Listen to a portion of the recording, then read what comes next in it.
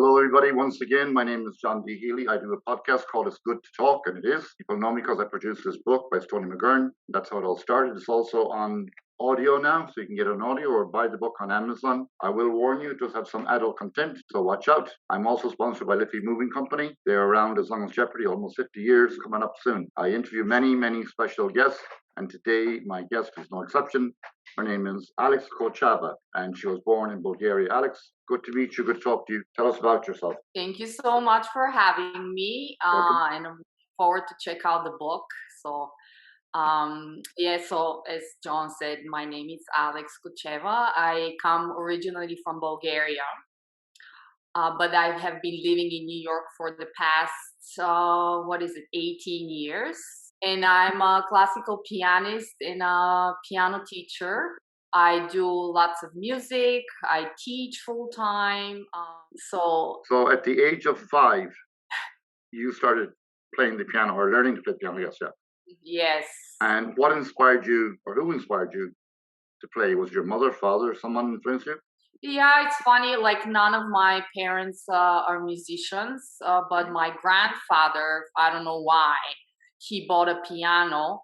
And I have a twin sister, which we started taking lessons just because we had the piano at home. And in Bulgaria, we have a music school that is like a high school, but for music. And we went there and that happened. Excellent. And I also believe you have a twin sister. Which is, yes, twin sister, yes. Yes, and she plays piano also, I assume. Yes, we look exactly the same, but she lives in Switzerland and she plays the piano. So we actually have a piano duo with her that we play together. It's interesting for people to see because we look very alike. Yes, exactly. That's very interesting. We started playing. Oh, she's talented, and so are you. You know, she's the more talented. Beautiful as you are. Yeah, good. Yeah. So tell me, the music you do. Are you more Beethoven, Verdi, mostly Mozart, or is it different? Yeah. Well, for pianists, as I said, I'm classically trained, which means that the composers you just mentioned, we studied them in school. So Beethoven is actually my favorite to play for piano solo, but it depends, like what ensemble you play in. Verdi for opera, but there is no piano in operas, and there are a bunch of other great guys that we study and play. Excellent. Now, there are a lot of down the years and going back hundreds of years, there have been a lot of famous piano players, which were all female, and I noted that one thing you and those ladies all have in common is they started learning the piano at the age of 5 or 6, and they've gone on, names like Mary Hess, I think, and I noted a few more from all over. And one lady, she played all through World War II, 6 days a week. So it was practice. And coincidentally, the Beatles played in Hamburg in 1966. And when the Beatles started first, they weren't such a great band at the beginning, but because they had to play 6 days a week, 4 times a day, every day, practically, through sheer repetition and training, training, I call it, they perfected their art. Would you agree with that? Absolutely. I would say musicians have to be like athletes. We need to spend the hours and be dedicated and disciplined.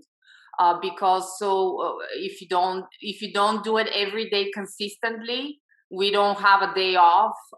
You just can't build that skill because it requires some time. So if you want to perfect that art, you need to put the time into. Look at me. I've been playing for my entire life and still practice every day. So it never ends. So it's a total dedication then. Yeah, absolutely. Yeah, one of my favorite piano players would be Elton John. And when he played at Prince Diana's funeral and he played The Candle in the Wind, it was like the piano sounded just amazing. The piano was almost like speaking to everybody. And you could sense the feeling and the loss, of course, of Princess Diana. And I guess that's another thing. Getting into the practical side of piano, because once again, Liffey, we actually move pianos, okay? And there are various types. Yes. And there are various types of pianos. like the upright piano or grand piano. As a matter of fact, one of our employees still today works for us. He's almost 78 years old now. He worked for Steinway, okay? Not as a musician, but as a carpenter, okay? So it takes a very good carpenter to be able to work, to manufacture a piano, because the detail in manufacturing it is very, very specific. His name is Sean O'Keefe, and he works at Liffey. I'll give a shout out to Sean O'Keefe, because not only did he work for Steinway, but he's still with Liffey to this day. And he taught me a few things myself, like how to drive a truck. But anyways, that's enough about me. Getting back to you. If you can introduce me to him, that would be wonderful. That's it. That's if you can introduce me to him. I sure will. I certainly will. Yeah. You meet him in Finnegan's Wake, don't worry. Yeah. Sean's a nice guy. So getting back to moving, like in your home, do you have a full-size piano or upright piano or a grand piano? In New York, I don't. You can actually see behind me. That's my keyboard, which is a pretty good keyboard. I practice here without disturbing the neighbors. But we can find like studios around the city that we can rent and use good pianos. But for New York, it's hard to. I mean, as you know, apartment sizes, it's hard to have like maybe grand or huge instrument. Back home in the area, I have like 2 uprights. You said it right. Like New York City, not everybody would want you as their neighbor. Beauty don't always living. Someone's on the second floor and you're playing the piano. Like that's New York City. But I get annoyed if I hear somebody practicing as a musician. I can only imagine what it is for people. Especially if it's not the music people like, if they're into rap or something else. But I did have other musicians on the show, and Ernie Savage is one. He plays piano actually, and he practices. Not well, I'm sure he practiced, but he is claimed fame is jingles, like for the weather station or the news station, like a short little jingle thing, probably less than 30 seconds. And I also had John Malone on. He's more a guitar guy, and who else had I on? Tony Daniels, and they're all different in their own way. Coming up on July 20th, there will be a swing time band playing at the Carl Schutz Park up near Gracie Mansion, and that will consist of 20 gentlemen and one director, and that's all more brass and all that. Because like myself, I grew up in a ballroom in Ireland, so I have some knowledge of the music world. So tell me more about where you're teaching here in New York, obviously, yeah? Yes, I teach full time, and I'm also program director, meaning I organize music classes for local communities. So let's say that being a piano class or guitar, violin, music appreciation. So I work with kids a lot. I also have like adult students. So, but basically my studio, it's a private one-on-one that I do full time. And I perform. I have a clarinet and piano duo. We have a duo that we play in New York City and outside of the city, as well as my piano duo with my sister in Switzerland, which is a little challenging to set up because she's on a completely different part of the world. But just keeping busy with performing and teaching. Okay, my guest today is Alex. She is a professional teacher and piano player, and my show is called It's Good to Talk. And if you like the show, so you like it.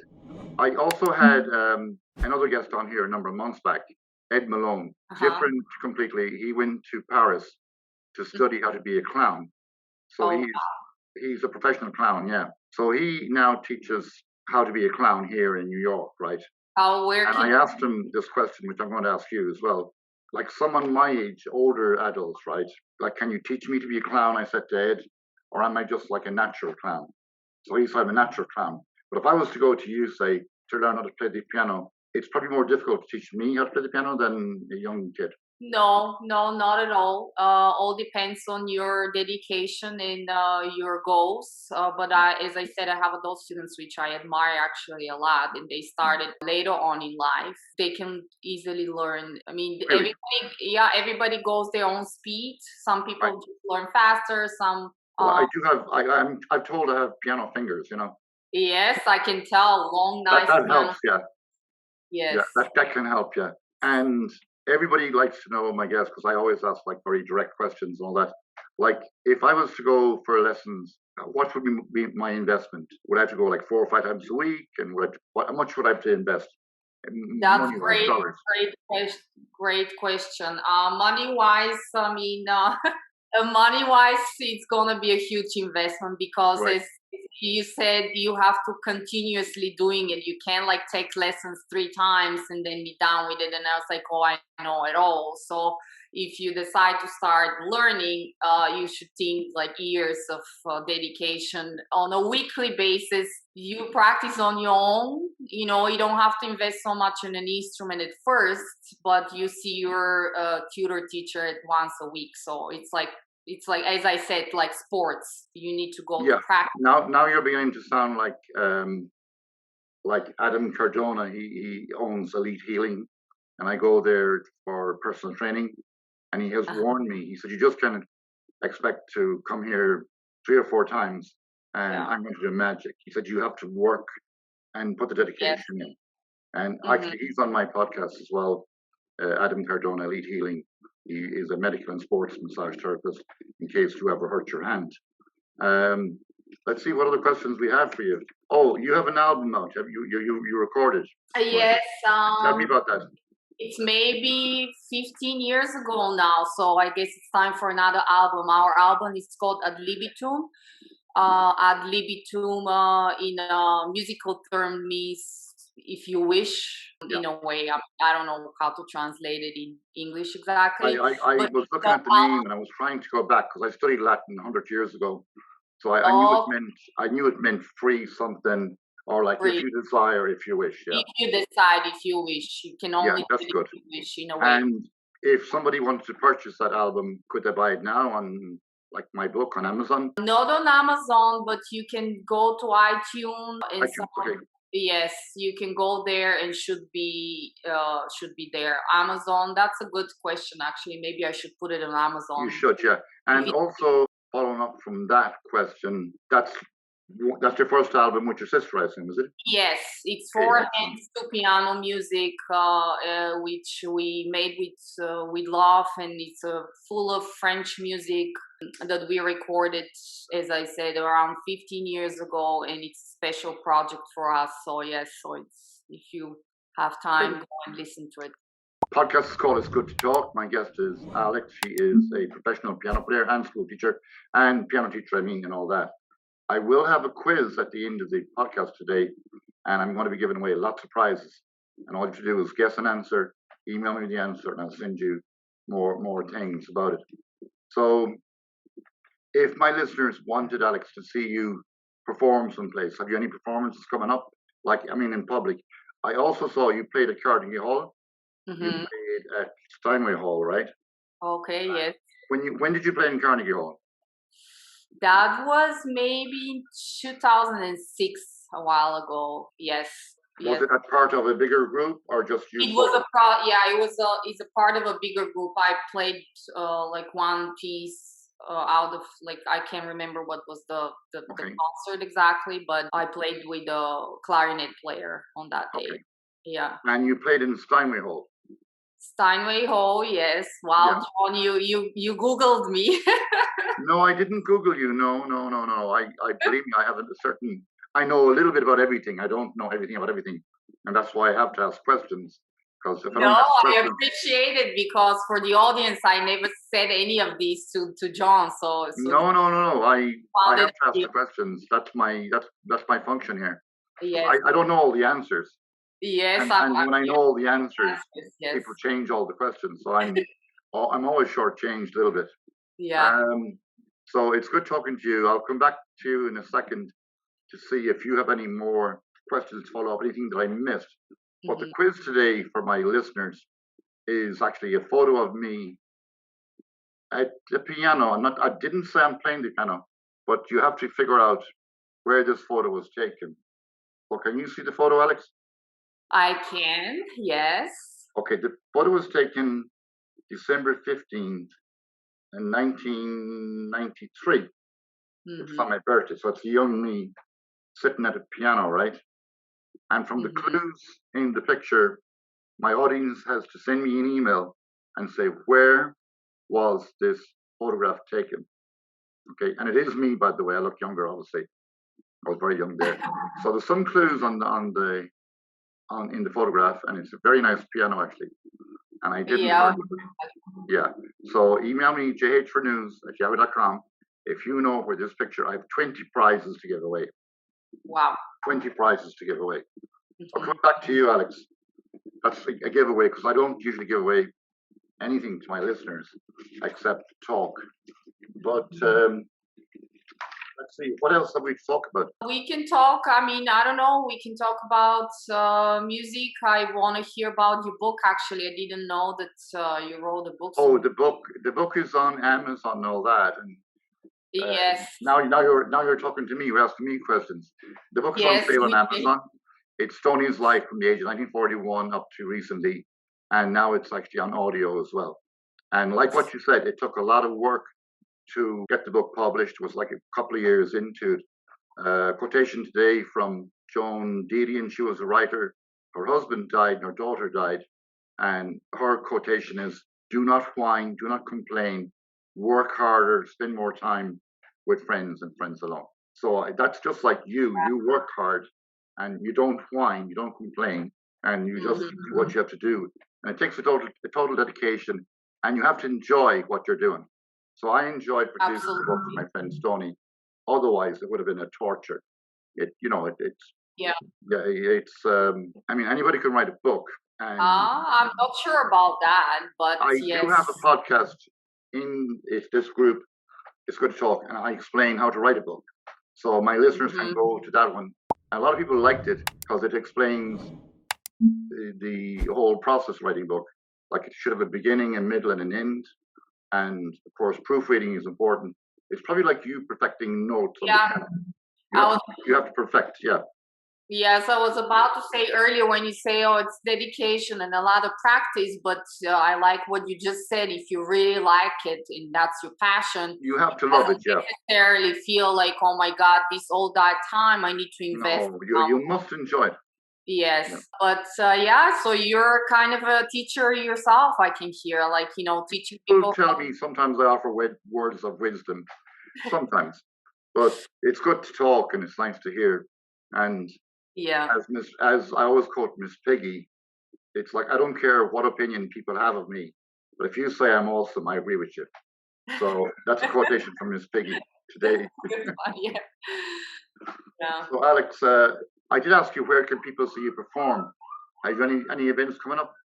So right now in the summer it's open. We are in the middle of organizing our next event with my partner Clara Du. So if people want to learn about us and see where we're going to play, they should go to. How can they contact you?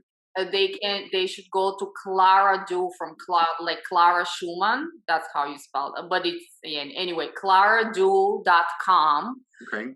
We list our performances and projects, and there'll be news about our next event. Fantastic. But, yes. Fantastic. So I don't have a solid date yet, but please go there and check out our music. Well, it's good to talk. Okay. Yes, very good. We had fun. And thank you so much for having me. And my pleasure. My pleasure. Yes. And people know now how to contact you. And if they like the podcast, they can like it and subscribe, of course. And it's good to talk. And tune into my other podcast with the Swing Time Band coming up in July, playing live. That's a free event outdoor. Probably 4,000 or 5,000 people, weather permitting, outside. So I'm going to say goodbye to you. Goodbye, John. Thank you so much. Goodbye. Okay.